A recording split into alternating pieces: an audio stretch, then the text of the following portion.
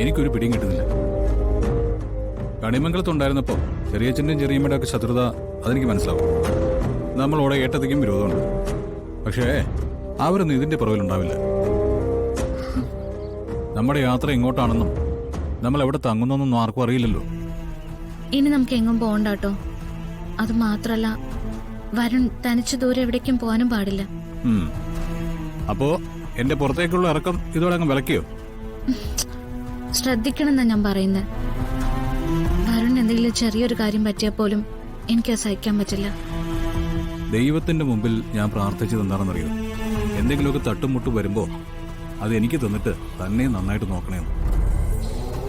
ഞാൻ ചത്തിട്ടായാലും വരുണിനെ നോക്കണമെന്നാ ഞാൻ പറഞ്ഞത്.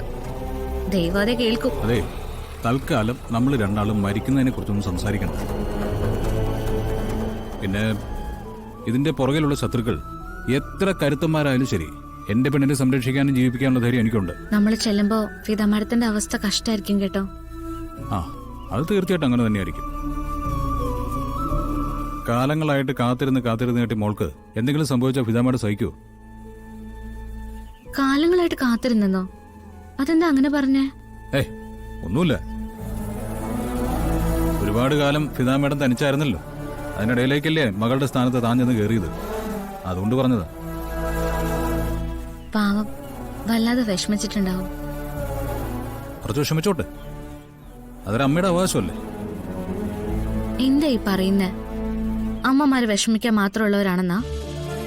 എടോ, ഞാൻ ഒരു ദിവസം പുറത്തു പോയിട്ട് വരാൻ കുറച്ചു നേരം വൈകുന്നുവെങ്കിൽ അച്ഛൻ ഞാൻ എവിടെയെങ്കിലും പോയിട്ടുണ്ടാവുന്ന സിമ്പിളായിട്ട് പറയും. മുത്തശ്ശിയാണെങ്കിൽ എത്ര വൈകിയാലും ഞാൻ വരുമെന്നുള്ള ഉറപ്പിൽ കാത്തിരിക്കും. പക്ഷെ അമ്മയുണ്ടല്ലോ, ഒരുപാട് തവണ വാതിക്കലേക്ക് വന്ന് നോക്കും. പിന്നെ കുറെ നേരം വാതിൽ ചാരി നിന്ന് ഗേറ്റിലേക്ക് നോക്കിക്കൊണ്ടിരിക്കും. മിക്കവാറും ഞാൻ വരുമ്പം അതേ നിപ്പുണ്ടാവും. അപ്പൊ ചിലപ്പോ 12 മണിയായിട്ടുണ്ടാവും, ചിലപ്പോ 1 മണിയോ ആയിട്ടുണ്ടാവും. ഉറങ്ങുകയില്ല, ഇരിക്കുകയില്ല, ഒരേ നിപ്പ് തന്നെ. ആ വിഷമത്തിന്റെ പേരാണ് അമ്മ. അത് വിഷമിക്കണ്ടെന്ന് എത്ര പറഞ്ഞിട്ടും ഒരു കാര്യമില്ല. എന്റെ കാര്യത്തിൽ അമ്മ ചെയ്യുന്ന അതേ കാര്യമാണ് തന്റെ കാര്യത്തിൽ ഫിദ മേഡവും ചെയ്യുന്നത്.